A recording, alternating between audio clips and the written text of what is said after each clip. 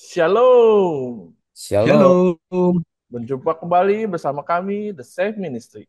Kami adalah para awam yang senang mempelajari Alkitab melalui pelajaran Sekolah Sahabat. Jika Anda ingin berdonasi, di sepanjang video ini ada tertera nomor rekening dan Anda dapat mentransfernya ke sana. Dan pada minggu ini, kita akan mempelajari pelajaran Sekolah Sahabat kita dengan judul Mengajar Para Murid bagian pertama. Dan kita akan mulai dalam doa dan akan saya pimpin dalam doa. Tuhan, Bapa kami yang tinggi dalam surga, kami ucap syukur dan berterima kasih padamu, karena kami telah berkumpul kembali untuk mendengarkan firman-Mu dan mempelajari firman-Mu. Biar Roh Kudus-Mu menaungi hati kami, sehingga kami dapat mengerti dan memahami pekabaran yang akan kami bahas saat ini. Terima kasih ya Tuhan, terpujilah namamu di dalam nama Tuhan Yesus Kristus, Juru Selamat dan Penebus kami. Amin. Kita akan memulai pelajaran kita, tapi sebelumnya kami dari The Safe Ministry mengucapkan terima kasih kepada para donatur yang telah mengirimkan dana untuk mendukung ministry kami. Dan terutama ada warga JR Simbolon yang berada di Amerika dan sedang mengalami sakit, dan kami doakan agar beliau mengalami kesembuhan. Dan kita akan mempelajari pelajaran pada minggu ini, dan kami minta Pak Tobing untuk menjelaskan apa saja yang akan kita pelajari. Terima kasih Pak Simon. Pemirsa The Safe Ministry, kita akan belajar dalam minggu ini dan tentu berhubungan juga dengan minggu berikutnya karena ini adalah di bagian pertama, yaitu Yesus memberikan pelajaran-pelajaran kepada para murid dalam berbagai hal ya, termasuk belajar mengenai dari bagaimana Yesus menyembuhkan, lalu ada beberapa doktrin-doktrin nanti juga yang akan disampaikan Yesus kepada murid-muridnya. Namun kita lihat lebih dahulu di ayat hafalan kita tertulis di Markus 8 ayat 34. Lalu Yesus memanggil orang banyak dan murid-muridnya dan berkata kepada mereka, setiap orang yang mau mengikut aku, ia harus menyangkal dirinya, memikul salibnya dan mengikut aku. Jadi nanti kita akan lihat latar belakang ayat ini mengapa Yesus sampai mengatakan ini. Jadi ini awal mula dari pertanyaan Petrus, ya pendek cerita, dia bertanya, setelah kami meninggalkan semua, upah kami apa? Ya kira-kira begitu. Namun sebelumnya pelajaran minggu ini nanti kita akan awali dengan bagaimana Yesus menyembuhkan orang buta, lalu nanti Yesus mengajar apa upah atau harga dari menjadi murid Yesus. Kemudian nanti ada satu kisah bagaimana Yesus nanti naik gunung dan ada kejadian yang sangat luar biasa ketika Yesus mengajak sebagian dari muridnya untuk naik gunung itu. Lalu dan juga nanti kita akan belajar bagaimana kesembilan murid lain itu mereka dihadapkan kepada orang yang kerasukan setan tapi tidak bisa mengusirnya. Lalu selanjutnya nanti akan ada perbincangan ya, mungkin lebih tepat bahkan perdebatan di antara para muridnya ya, siapa yang terbesar di antara mereka. Jadi tadi di awal sudah bertanya apa upahnya, lalu sekarang mereka memperdebatkan siapa yang terbesar ya di dalam kerajaan sorga. Nah, ini nanti akan kita pelajari satu persatu, tentu apa yang diajarkan Yesus kepada muridnya itu akan banyak pembelajaran yang bisa menjadi aplikasi penting bagi hidup kita, terutama dalam hidup kerohanian kita. Demikian Pak Simon dan pemirsa The Safe Ministry. Terima kasih Pak Tobing. Dan kita akan melanjutkan pelajaran kita ke hari Minggu dengan judul Melihat dengan Jelas. Dan kami masih minta Pak Tobing untuk menjelaskan tentang hal ini. Pemirsa The Safe Ministry, pelajaran hari ini mengacu kepada Markus 8 ya, Markus 8 bagian akhir ya, ayat 22 ya dan seterusnya nanti sampai 30. Jadi setelah Yesus berbicara mengenai ragi orang Farisi dan ragi Herodes, lalu Yesus melanjutkan perjalanan dan mereka tiba di Betsaida ya, tiba di Betsaida. Lalu ada orang membawa kepada Yesus seorang yang buta ya. Jadi ini satu pelajaran, ada orang membawa kepada Yesus seorang yang buta. Ini pelajaran bagi kita adalah orang ini punya kepedulian terhadap penyakit yang diderita oleh orang lain, ya. Dan mereka memohon kepadanya supaya apa? Supaya Yesus menjamah si orang buta ini. Berarti karena mereka dikatakan di sini, ya ada beberapa Pak, paling tidak yang membawa si orang buta ini ya. Jadi ini pentingnya Pak Simon dan pemirsa The Shape Ministry, kita perlu punya perhatian kepada sesama kita yang dalam keadaan sakit. Lalu Yesus pegang tangan orang buta itu dan dia bawa keluar kampung. Ya, pemirsa The Shape Ministry adalah satu kebahagiaan khusus ya bagi orang yang buta ini. Dia dipegang langsung oleh tangan Yesus, dituntun, ya, dituntun keluar dari kampung. Ya, kita tidak tahu seberapa jauh perjalanan keluar dari kampung itu. Ya, tapi ini satu pengalaman yang luar biasa ketika orang buta itu dituntun langsung oleh tangan Yesus. Ya, ini melambangkan satu apa?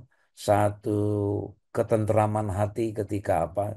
Walaupun kita tidak bisa melihat seperti apa yang terjadi di dalam hidup kita, tetapi ketika Yesus yang menuntun hidup kita, hati kita tenang, ya hati kita tenang, kita akan apa, kita tidak akan tersandung, kita tidak akan dibiarkan jatuh. Dan bahkan apa, kalau kita teruskan, lalu ia meludahi mata orang itu, ya apa artinya meludahi mata orang itu?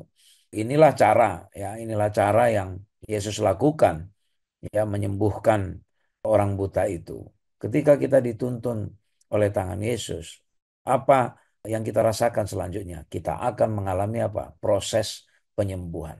Sejahat-jahatnya kita, sejauh-jauhnya kita, segelap-gelapnya dunia yang kita jalani seperti yang orang buta ini. Tapi ketika Yesus yang menuntun kita, kita membiarkan Yesus menuntun kita, maka proses penyembuhan rohani itu akan berjalan. Ya, lalu ia meludahi mata orang itu dan meletakkan tangannya atasnya, ya, dan bertanya, sudahkah kau lihat sesuatu? Dalam beberapa proses penyembuhan yang Yesus lakukan, ada beberapa Yesus hanya berfirman, sembuhlah, bangkitlah. Tapi kali ini Yesus bukan hanya menggunakan media ludah, ya, dan bukan hanya menggunakan media tangan. Bahkan sebelumnya Yesus apa? Menuntun dulu, baru menggunakan ludah, lalu meletakkan tangan dan ditanya, sudahkah kau lihat?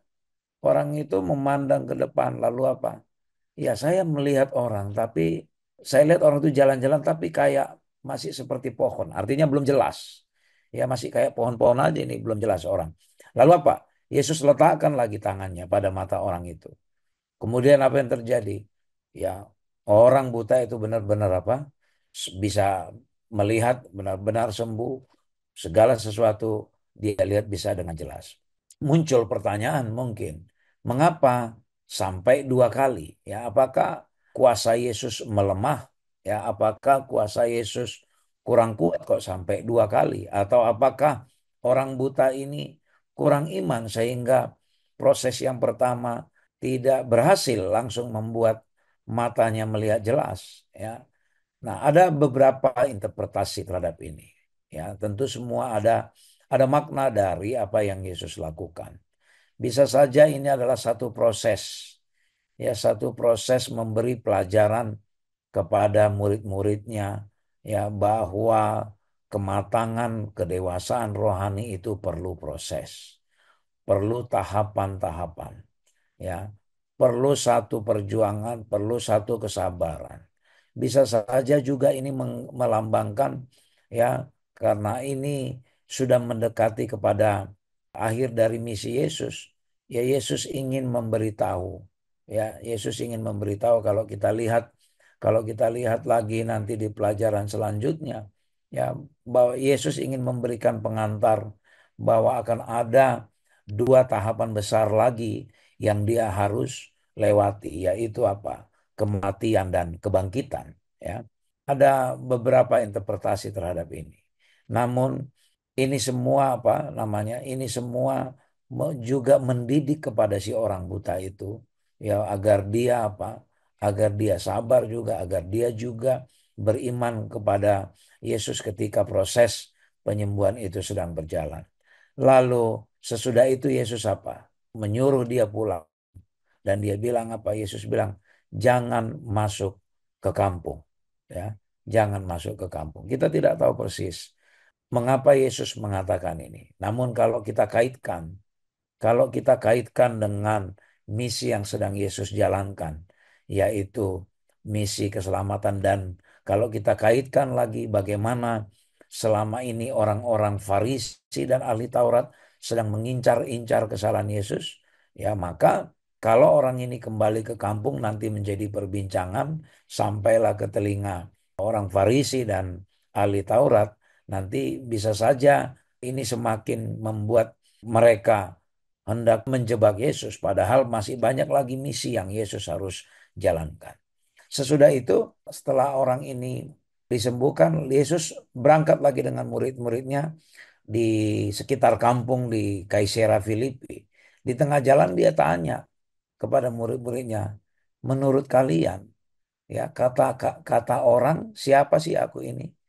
Lalu mereka bilang, ada yang bilang Yohanes Pembaptis, guru. Ada juga yang bilang Elia. Ada juga yang bilang ya salah seorang dari nabi. Ya, lalu Yesus tanya lagi, tapi menurut kamu siapa aku ini? Petrus cepat menjawab, engkau adalah apa? Mesias. Lalu Yesus apa? Yesus larang mereka dengan keras supaya jangan dikasih tahu ke orang lain. Kenapa? Ya. Oh, apakah Yesus sedang melarang mereka untuk mengabari Injil? Bukan.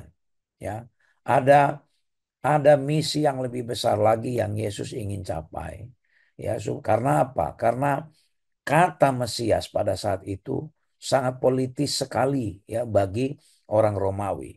Mesias itu dipersepsi sebagai satu usaha politik untuk menggulingkan apa pemerintahan Romawi. Kita ingat apa kaitannya dengan Romawi? Pada saat itu mereka sedang dijajah oleh bangsa Romawi. Jadi kalau sampai ada orang yang mengaku Mesias nanti dipersepsi bahwa oh orang inilah yang menggulingkan pemerintahan Romawi. Padahal Yesus sendiri masih punya banyak misi yang lain. Nah, pelajaran yang sedang Yesus berikan kepada murid-muridnya ada tiga. Ya, pertama, Yesus tanya ke murid-muridnya tentang identitasnya. Sebelumnya dia tidak pernah tanya ini. Ya, untuk apa tujuannya? Yesus mau tahu ya sejauh apa sih murid-murid ini mengenal mereka. Lalu pelajaran kedua, Petruslah ya orang pertama yang tidak kerasukan roh jahat yang menyatakan bahwa Yesus adalah Mesias ya. Petrus adalah orang pertama yang tidak kerasukan roh jahat yang menyatakan bahwa Yesus adalah Mesias. Karena apa? Karena di pelajaran sebelumnya ya kita tahu ada berapa kali Yesus dihadapkan dengan orang yang kerasukan roh jahat dan semua mereka ya yang kerasukan roh jahat itu bilang Yesus Mesias, nah, gitu ya. Selalu. Nah, baru baru Petrus inilah yang mengatakan Mesias satu-satunya yang belum pernah kerasukan roh jahat. Ya, yang ketiga pelajaran yang berikut adalah apa? Yesus mau menjelaskan kemana perjalanan ya kerohanian Yesus selanjutnya, yaitu apa? Nanti akan kita lihat semua yang diterangkan itu adalah menuju kepada apa? Kepada salib. Jadi itulah pelajaran-pelajaran yang disampaikan oleh Yesus kepada murid-muridnya melalui orang buta dan juga melalui pertanyaan Yesus mengenai identitas Yesus sendiri. Demikian Pak Simon. Baik, terima kasih Pak Tobing untuk penjelasannya. Dan kita akan melanjutkan perjalanan kita ke hari Senin dengan judul Harga Pemuritan. Dan kami minta Pak Fajar untuk menjelaskan tentang hal ini. Baik, terima kasih Pak Simon dan pemirsa The Safe Ministry ya. Jadi setelah Yesus mencoba bertanya kepada murid-muridnya siapakah dia seperti yang dijelaskan panelis Saudara Elvin. Sekarang Yesus ingin menyampaikan satu misi dia sesungguhnya ya. Jadi Yesus ini sebetulnya ingin bertanya, ngetes ya kepada murid-muridnya. Kemudian dia menyampaikan misi yang sesungguhnya yang dibawa oleh dia yang diberikan oleh Bapa yang ada di surga. Sebetulnya yang pertama kali itu Yesus merekrut murid-muridnya itu akan dijadikan sebagai penjala manusia ya. Dan murid-muridnya tahu ya, Yesus menginginkan untuk itu. Tapi murid-muridnya dibuat terperangah ketika Yesus mengatakan bahwa misi dia sebetulnya, dia harus banyak mengalami penderitaan, kemudian ditolak, kemudian dibunuh, dan kemudian bangkit setelah 3 hari. Inilah yang informasi ini yang disampaikan kepada murid-muridnya. Saya coba bayangkan ya, mengapa Yesus menyampaikan hal ini kepada murid-muridnya? Dan tentunya supaya Yesus menginginkan murid-muridnya itu untuk betul-betul bersiap ketika pengajaran Yesus, kemudian banyak orang-orang yang menolak dia, meskipun banyak juga yang membutuhkan pertolongan dia, pelayanan kesehatan dia yang dilakukan oleh Yesus, tapi Yesus mengungkapkan kepada murid-muridnya bahwa yang sebenarnya dia harus mengalami hal ini, jadi menderita, kemudian dibunuh, dan bangkit pada hari yang ketiga. Dan apa yang terjadi? Pemirsa The Safe Ministry. Si Petrus lagi-lagi adalah murid yang paling reaktif ya. Dan dia tarik itu Yesus dan dia katakan, kenapa? Guru jangan bilang hal itu kepada murid-muridnya. Itu pasti akan meruntuhkan mental mereka ya. Jadi tidak solid lagi ya. Tapi apa yang respon yang disampaikan oleh Yesus kepada Petrus? Kemudian Yesus menyampaikan kepada murid-muridnya. Jadi Petrus ini ditegur di depan murid-murid yang lain. Enyahlah kau iblis ya, enyahlah kau iblis. Karena apa yang kau pikirkan itu adalah pikiran manusia, bukan pikiran daripada Tuhan. Dan bukan merupakan kehendak daripada Tuhan. Maksudnya apa ya Yesus menyampaikan itu ya? Ada hal-hal yang lebih besar, yaitu dia harus melakukan kehendak Bapanya yang ada di surga. Bagaimana kita lihat harga sebuah pemuritan ini ya? Mereka direkrut menjadi penjala manusia, seakan-akan Yesus ini menjebak mereka ya, menjebak murid-murid Yesus.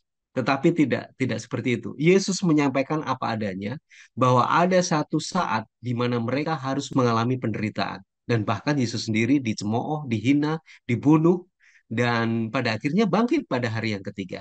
Supaya murid-muridnya itu betul-betul siap ya, dan Yesus menekankan, kalau memang engkau mau mengikuti aku, ya pikulah salibku. Mengikuti aku, pikulah salibku. Mau menanggung segala sesuatu, menanggung risiko dan lain sebagainya. Saya lihat harga sebuah pemuritan ini sangat tidak ternilai harganya ya.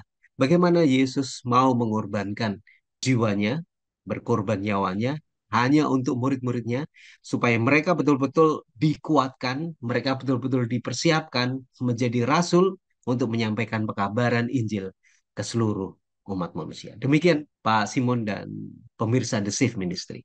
Baik, terima kasih Pak Fajar untuk penjelasannya. Dan kita akan melanjutkan pelajaran kita ke hari Selasa dengan judul Gunung dan Orang Banyak. Dan kami minta Pak Tobing untuk menjelaskan tentang hal ini.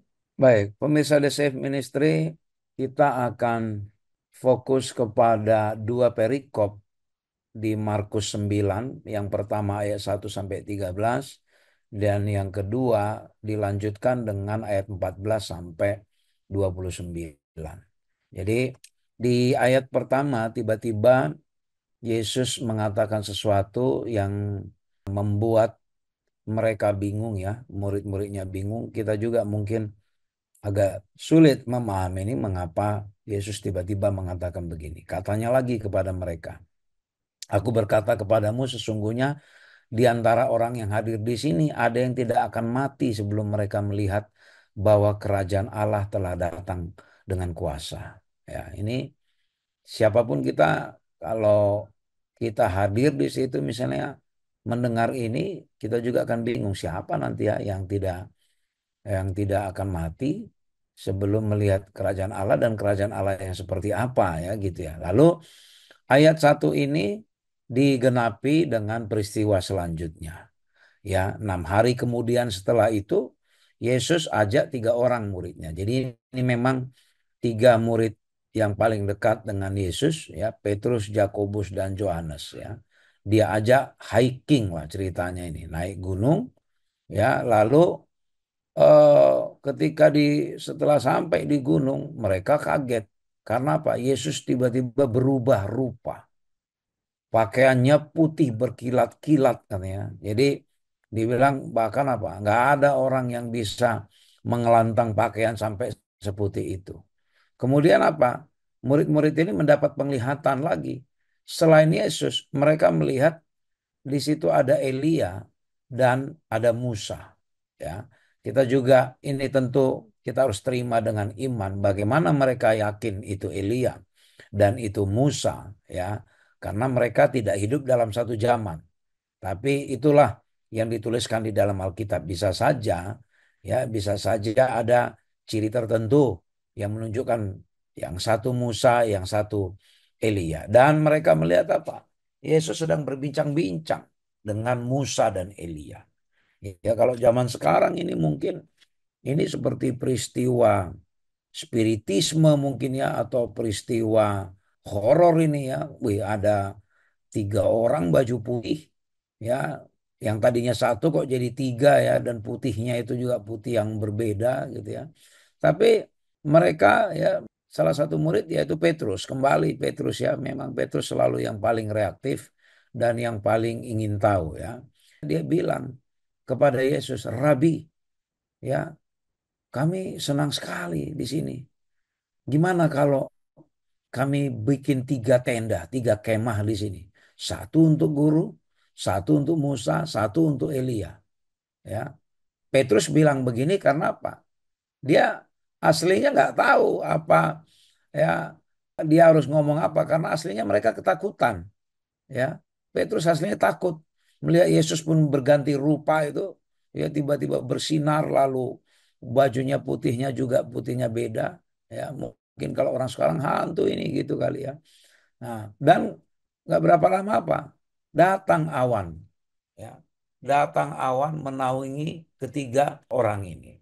Tiba-tiba apa? Ada suara. Inilah anak yang kukasih, dengarkanlah dia. Ya. Dan apa? Akhirnya nggak berapa lama yang mereka lihat sisa siapa? Tinggal Yesus sendiri. Sudah tidak ada lagi Musa dan Elia itu. Lalu Yesus dan mereka turun dari gunung itu dan Yesus pesan, jangan cerita ke siapa-siapa ya apa yang kalian lihat sebelum anak manusia bangkit dari antara orang mati. Mereka juga bingung sebenarnya. Ya, mereka bingung ini apalagi kok bicara bangkit dari orang mati. Siapa yang mau mati nanti? Siapa yang bangkit ya? Nah, mereka bertanya ke Yesus lagi, kenapa ahli Taurat berkata bahwa Elia harus datang dahulu? Lalu Yesus bilang, ya memang Elia akan datang dahulu dan memulihkan segala sesuatu. Hanya bagaimanakah dengan yang ada tertulis mengenai anak manusia bahwa ia akan banyak menderita dan akan dihinakan. Tetapi aku berkata kepadamu, memang Elia sudah datang. Siapakah yang dimaksud Elia sudah datang?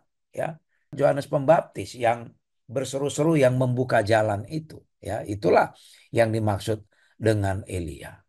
Lalu berhentilah perbincangan itu sampai di situ. Kemudian mereka tiba berkumpul kembali dengan murid-murid yang lain dan mereka melihat ada orang banyak berkerumun, ya, berkerumun bersama dengan 9 murid yang lain beserta di situ ada beberapa ahli Taurat yang sedang mempersoalkan sesuatu, ya. Lalu Yesus tanya, apa yang kamu persoalkan dengan mereka?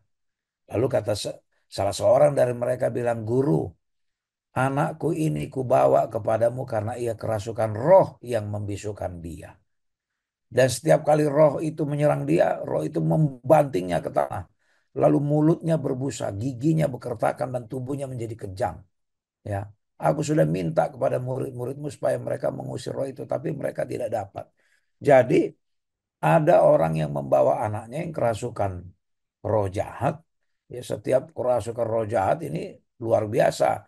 Gejala apa perilakunya ya, mulut berbusa, dia banting-banting badannya ke tanah. Ya, giginya ketemu-ketemu begitu ya. Tubuhnya kejang ya. Ya, mungkin saja kalau saat ini kalau dari eh, salah satu sudut keilmuan bisa saja awal mulanya orang ini mengalami depresi, bisa saja ya. Tapi yang ditulis di dalam Alkitab kita terima saja bahwa ini adalah orang yang kerasukan setan. Lalu Yesus bilang apa? Hei kamu angkatan yang tidak percaya. Berapa lama lagi aku harus tinggal di antara kamu? Berapa lama lagi aku harus sabar terhadap kamu? Bawalah anak itu kemari. Ya, ini teguran kepada siapapun, terutama kepada 9 muridnya ini. Ya, yang udah berapa lama kalian sama-sama saya? Kenapa kalian nggak punya iman? Ya, bawa ke sini. Lalu apa? Mereka bawalah ya anak itu. Lalu waktu roh itu lihat Yesus, wah kembali. Ya, selalu seperti itu ya. Kalau di sebelumnya juga begitu asal ada yang kerasukan roh jahat, itu pasti oh kayak ngajak Yesus berdebat. Nah, kalau ini kembali anak itu apa? Digoncang-goncang, di badannya terpelanting ke tanah, guling-guling, mulut berbusa lagi. Ya, lalu Yesus tanya ke ayahnya anak itu, udah berapa lama dia ngalami seperti ini? Aduh, guru, sejak sejak dari kecil. Dan bahkan dibilang sering sekali rohnya itu menyeret dia ke apa? Ke api. Jadi kayak ada halusinasi yang menyuruh dia masuk ke api atau masuk ke air supaya dia mati. Ya. Jadi si ayahnya bilang, sebab itu jika engkau dapat berbuat sesuatu, tolonglah kami dan kasihanilah kami. Yesus bilang, apa kamu bilang? Jika engkau. Ya, nah ini jika engkau. Kan jika itu kan seperti ada satu ketidakpercayaan, ada satu conditional ya namanya persyaratan. Jika engkau dapat, ya. Dia tidak percaya sepenuhnya. Lalu Yesus bilang, kamu bilang jika engkau dapat. Lalu Yesus tidak marah ke orang, tapi Yesus justru memberi pelajaran. Tidak ada yang mustahil bagi orang yang percaya. Jadi inilah salah satu pelajaran ya yang diajarkan Yesus sebenarnya kepada murid-muridnya. Kalau engkau percaya, tidak ada yang mustahil. Anak itu apa berteriak, oke, aku percaya. Ya, aku percaya. Jadi kalau tadinya jika, sekarang sudah hilang. Tolonglah aku yang tidak percaya ini. Ya, jadi ada ungkapan meminta belas kasihan ya dari ayah ini.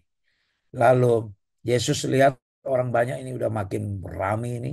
Lalu Yesus tegur roh jahat itu dengan keras. Hai kau roh, roh yang menyebabkan orang ini menjadi bisu dan tuli. Aku perintahkan engkau keluarlah ya daripada anak dan jangan memasuki lagi. Lalu apa? Seketika itu juga apa? Keluar roh itu sambil berteriak menggoncang-goncang anak itu dengan hebatnya. Tapi tiba-tiba apa? Setelah roh itu keluar, anak itu seperti orang mati, ya nggak bergerak. Dan bahkan orang bilang, oh itu udah mati. Tapi Yesus apa? Pegang tangan anak itu dan membangunkan. Lalu apa? Anak itu bangun sendiri. Ketika Yesus sudah di rumah dan bertanyalah murid-murid, kenapa kami nggak bisa usir roh jahat ini? Yesus bilang, jenis ini tidak dapat diusir kecuali dengan apa? Dengan berdoa.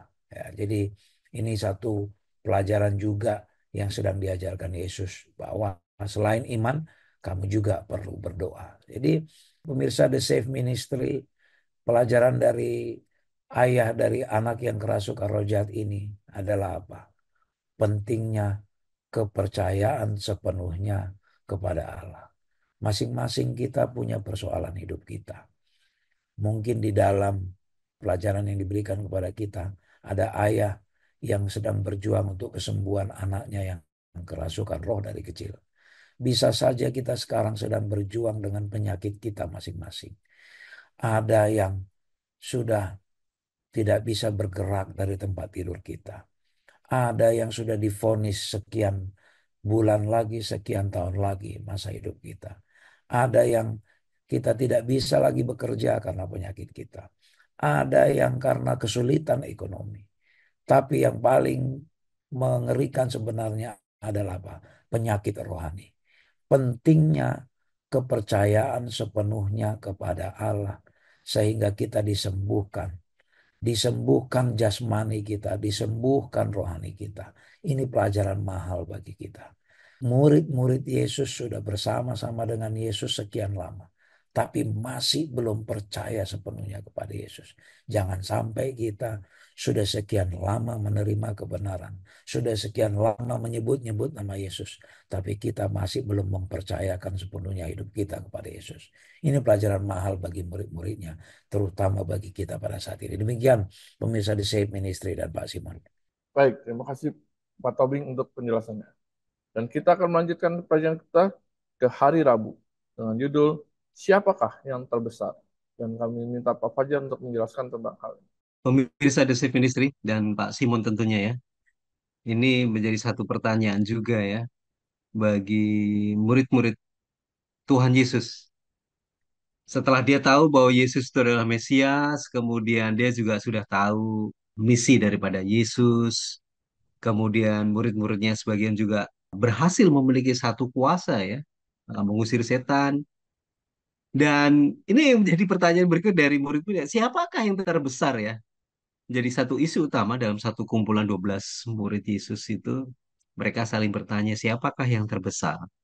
Namun sebelumnya, Yesus juga menyampaikan bahwa misi dia itu ya menderita ya di atas dunia, kemudian ditolak, kemudian ada yang membunuhnya, dan prediksi yang kedua itu lebih lebih spesifik bahwa ada fakta waktunya dia nanti akan dikhianati. Dan tentunya pengkhianat itu yang tidak disebutkan saat itu, tetapi tentunya kita semuanya sudah mengetahui bahwa seorang pengkhianat dari murid Tuhan Yesus itu adalah Yudas Iskariot. Tapi sekali lagi, ketika Yesus untuk menyampaikan, memprediksi akan kematian dia oleh karena dikhianati oleh seseorang, itu menjadi sesuatu isu yang tidak menarik ya bagi murid-muridnya. Sehingga sebetulnya Yesus ingin ingin mengajak murid-muridnya untuk berdiskusi, untuk bercerita satu sama lain. Tapi hal itu tidak menjadi sesuatu hal yang menarik bagi murid-muridnya untuk berdiskusi. Mereka justru lebih menyukai menganggap siapakah yang paling terbesar di antara mereka gitu ya. Dan ketika Yesus sudah sampai di Kapernaum, sementara kedua belas muridnya itu tertinggal di belakang, mereka berbisik-bisik, dan setelah tiba sampai di rumah di Kapernaum, Yesus tahu, kemudian dia mencoba untuk membuka ya satu diskusi. Apa yang kalian bicarakan ya di sepanjang perjalanan ini? Jadi speechless. Mereka tidak ada yang berani menyampaikan ya. Seperti halnya seorang anak kecil yang ketahuan melakukan perbuatan perbuatan yang salah, ketahuan orang tuanya. Jadi dia diem aja gitu ya. Dia diem aja karena sudah ketahuan apa yang dia lakukan itu sebetulnya salah gitu ya. Nah, Yesus mencoba untuk memancing ya. Apa yang kalian bicarakan di sepanjang perjalanan itu? Dalam hati mereka, mereka membicarakan tentang siapakah yang terbesar di antara mereka.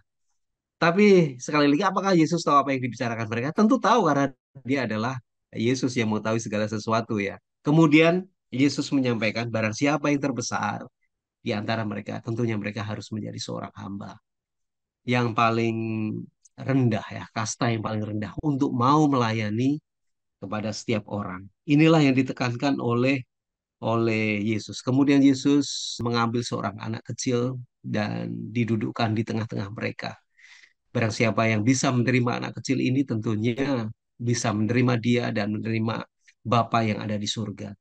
Artinya seseorang yang mau menerima seorang anak kecil yang tidak tahu apa-apa ini menjadi seorang anak kecil, maka dia yang akan orang yang terbesar untuk bisa memperhatikan, maka Bapaknya yang ada di surga juga akan mengasihi dia ya. Begitu juga dengan Yesus.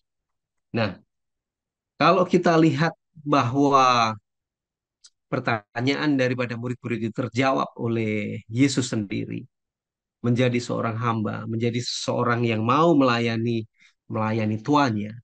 Yesus juga menekankan khususnya dalam murid-muridnya Yohanes mengatakan bahwa seseorang yang mau melakukan membantu dalam setiap pelayanan, bahkan dengan cara-cara yang sangat sederhana, itu tidak akan luput di dalam perhatian dari surga. Jadi pelajaran yang bisa kita ambil, meskipun kita mungkin apa yang kita lakukan di dalam pelayanan itu tidak cukup besar, tidak terpengaruh. Tetapi semua kontribusi yang diberikan oleh kita, walaupun itu kecil, oleh surga itu tidak akan pernah luput untuk diperhatikan. Jadi masing-masing kita, pemirsa The Safe Ministry, apapun talenta, karunia yang diberikan oleh Tuhan, gunakan semaksimal mungkin. Misalnya kita hanya bisa mendoakan, mendoakan ya. Apabila kita bisa mengajar, ya mengajar itu akan jauh lebih bagus. Oleh karena itu, surga tidak akan pernah luput untuk memperhatikan orang-orang yang dengan rendah hati, untuk membantu di dalam setiap pelayanan, untuk membantu di dalam pekerjaan Tuhan, membantu mendukung di dalam pelayanan pekerjaan Tuhan. Demikian Pak Simon dan pemirsa The Safe Ministry. Baik, terima kasih Pak Fajar untuk penjelasannya. Dan kita akan melanjutkan pelajaran kita ke hari Kamis dengan judul Orang Sehat dalam Neraka. Ini judul yang cukup menarik dan kami minta Pak Fajar untuk tetap menjelaskan tentang hal ini. Baik, Pak Simon dan pemirsa The Safe Ministry. Ini menjadi satu pelajaran yang menarik juga nih Pak Simon. Bagaimana orang sehat ada di dalam neraka dan orang yang tidak sehat berada ada di dalam surga. Ini apa yang dimaksud ya? Yesus mengajar tentang banyak hal ya. Ada tiga komponen yang dia gunakan. Menyesatkan, kemudian api, dan garam ya. Mari kita coba baca. Ada satu ayat yang menarik ya. Di dalam Markus 9 ayat yang ke-42. Markus 9 ayat 42. Barang siapa menyesatkan salah satu dari anak-anak kecil yang percaya ini, lebih baik baginya jika sebuah batu kilangan diikatkan pada lehernya, lalu ia dibuang ke dalam laut. Jadi kita garis bawahi ya Pak Simon ya, menyesatkan ya. Jadi ketika anak kecil kan sebetulnya anak yang sangat polos ya, yang masih ya masih ada kertas yang putih gitu, yang masih bersih, yang bisa ditulis hal-hal yang bagus ya. Nah, begitu juga dengan umat-umat Tuhan. Mereka yang baru saja menerima baptisan, mereka yang baru saja menerima Yesus ya. Itu mereka perlu diajar, perlu dipelihara dengan baik. Siapa yang akan melihara? Itu adalah orang-orang yang lebih dewasa, ya, gembala, kemudian penatua, bahkan sesama anggota jemaat bisa untuk memelihara orang-orang yang baru saja menerima pekabaran Yesus, baru saja dibaptiskan. Nah, apabila Yesus menekankan, apabila ada orang yang menyesatkan orang yang baru saja dibaptis, lebih bagus dia diikat, lebih bagus sebuah batu kilangan diikat di lehernya, lalu ia dibuang ke dalam laut. Artinya Yesus menekankan bahwa tidak ada gunanya ya orang yang menyesatkan orang-orang yang baru saja menerima pekabaran ini. Lebih bagus mereka dibuang ke dalam laut ya.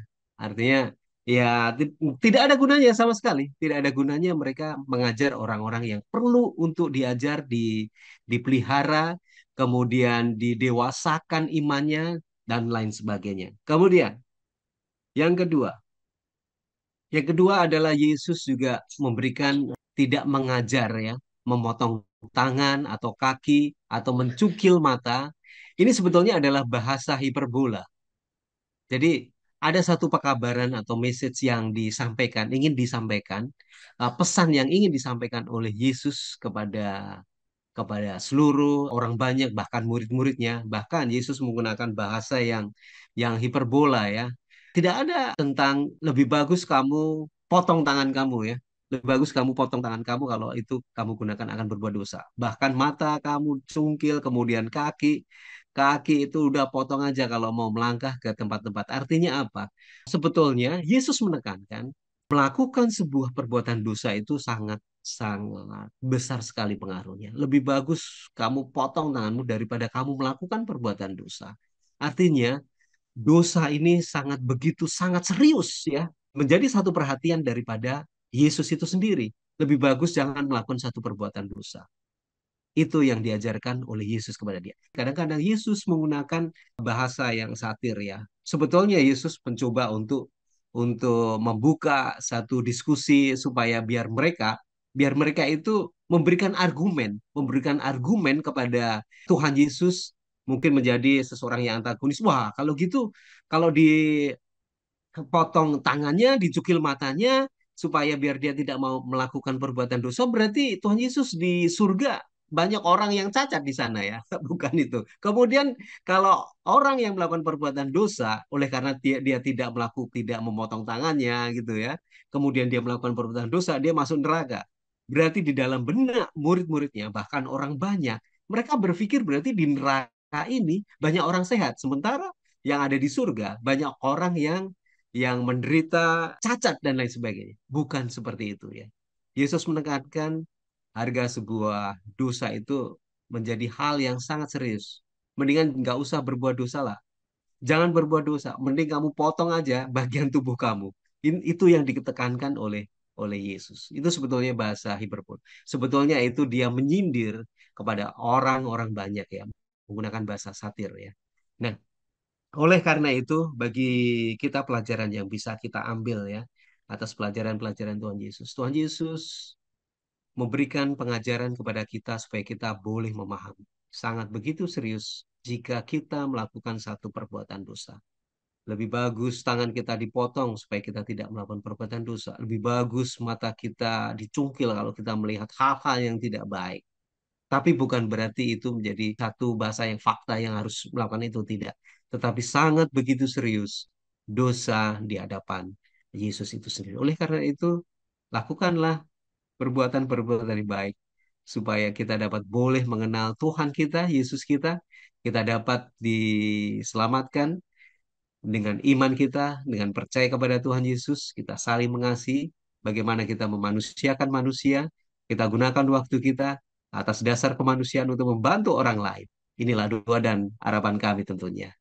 Demikian Pak Simon dan pemirsa The Safe Ministry. Terima kasih Pak Fajar untuk penjelasannya. Tidak terasa kita akan mengakhiri diskusi kita pada minggu ini dan kami minta Pak Tobing untuk merangkumkan apa saja yang telah kita pelajari. Pemirsa The Safe Ministry, pelajaran-pelajaran yang sangat bagus yang Yesus berikan kepada murid-muridnya, bahwa kerendahan hati, ya kesederhanaan, ya, itu adalah satu ciri khas dan syarat sorga. Ada sorga memilih para pekerjanya yang mau mengambil pelayanan, ya mau mengambil tugas-tugas yang melayani, yang bukan minta dilayani, dan bahkan mau mengambil tempat yang paling rendah di hadapan Allah. Dan satu kalimat yang sangat powerful ya dari tulisan pelajaran sekolah sahabat kita mengatakan, murid yang paling sederhana adalah yang paling mantap dalam pekerjaan bagi Allah. Kita membutuhkan orang-orang pintar, kita membutuhkan orang-orang cerdas, kita membutuhkan orang-orang yang punya materi, yang punya kreativitas, yang punya banyak ide, namun semuanya itu memerlukan apa? Kesederhanaan dan kerendahan hati. Yesus sedang mengajarkan itu kepada murid-muridnya. Bertahun-tahun murid-muridnya bersama dengan Yesus. Apa yang mereka persoalkan? Kami mendapat upah apa kalau ikut engkau?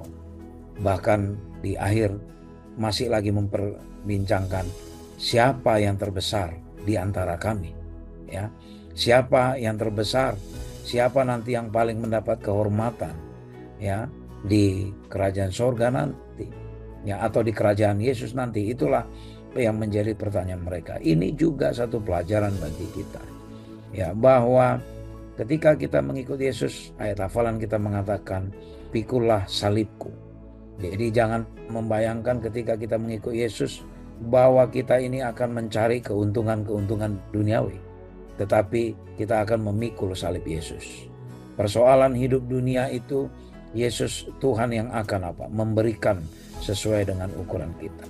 Lalu yang kedua adalah pelajaran apa? Ketika kita sudah melayani, ya, ketika kita sudah melayani, jangan berpikir ya untuk mendapatkan penghormatan, untuk mendapatkan pujian, untuk mendapatkan tempat, ya. Tetapi apa? Tetapi ketika kita melayani, sama seperti murid-murid Yesus itu, mereka memperbincangkan siapa yang terbesar. Ya, ketika kita melayani, maka yang perlu kita pikirkan adalah bahwa Yesus sendiri sudah meninggalkan kemewahannya di surga dan dia mau hidup bersama dengan kita. Bagaimana mungkin kita memikirkan apa? Memikirkan kemewahan memikirkan upah dari pelayanan kita hanya karena kita sudah melakukan sedikit pekerjaan bagi gereja, bagi sesama, atau bahkan kita sudah melakukan banyak hal pun, bagaimana mungkin kita berani meminta untuk mendapat penghormatan dan pujian sementara Yesus sendiri meninggalkan kerajaan sorga yang begitu mewah untuk hidup bersama dengan kita. Itulah pelajaran-pelajaran penting yang Yesus berikan kepada murid-muridnya, yang membentuk kepribadian mereka lebih matang, membentuk kerohanian mereka lebih matang lagi, bahwa dalam mengikut Yesus, ya, dalam mengikut Yesus mereka harus menjadi pelayan. Kalau mau besar, maka dikatakan apa? Engkau harus lebih dahulu melayani. Itulah juga yang perlu kita tarik pelajaran, aplikasikan dalam hidup kita, dalam pelayanan kita. Semakin kita melayani, ya, semakin kita rendah hati. Semakin kita banyak melakukan pekerjaan di dalam penginjilan, semakin kita merasa bahwa kita semakin tidak layak di hadapan Allah. Kiranya Tuhan memberkati kita. Terima kasih kepada para panelis, Pak Elvin dan Pak Fajar, yang telah menjelaskan hari per hari pelajaran kita pada minggu. Dan biarlah ini boleh menjadi berkat dan kita dapat mengerti tentang pengajaran Yesus selama dia hidup di dunia ini. Dan kita akan tutup dalam doa, dan kami minta Pak Tobing untuk berdoa. Mari kita berdoa. Bapa di surga, banyak pelajaran penting sekali yang kami penting untuk aplikasikan dalam hidup kami dari pengalaman Yesus mengajar murid-muridnya. Kesederhanaan, kerendahan hati, roh melayani, tidak mencari pujian, tidak mencari upah, kepedulian terhadap sesama. Itulah pelajaran-pelajaran mahal bagi kami Tuhan. Tentu ini tidak bisa kami terapkan tanpa kuasa Roh Kudus Tuhan. Biarlah Engkau Tuhan menguasai kami dengan Roh Kudus-Mu, agar kami semakin menunjukkan kesederhanaan kami, kerendahan hati kami, roh pelayanan kami Tuhan, dan roh merasa tidak layak di hadapan Tuhan, tapi Engkaulah yang melayakkan kami. Terberkatilah semua pemirsa The Save Ministry dimanapun kami berada, agar kami semuanya Tuhan berlomba-lomba dalam kesederhanaan, berlomba-lomba dalam kerendahan hati, agar semuanya kami saling mengasihi, saling menghormati. Terima kasih Tuhan, mohon ampun kami dari pelanggaran dan dosa kami perbuat, dalam nama Yesus kami berdoa, amin. Amin. Terima kasih kepada para pemirsa yang telah menyaksikan video kami. Biarlah ini boleh menjadi berkat bagi kita semua. Dan terima kasih sekali lagi kepada para donatur yang telah mendukung The Save Ministry. Dan kita akan bertemu minggu depan dalam pelajaran yang baru. Dan jika Anda berkenan, Anda boleh membagikan, mengkomen, dan mensubscribe channel kami, sehingga kami boleh dapat terus menjelaskan tentang pelajaran Sekolah Sahabat. Terima kasih. Shalom. Shalom. Shalom. Tuhan Tuhan memberkati.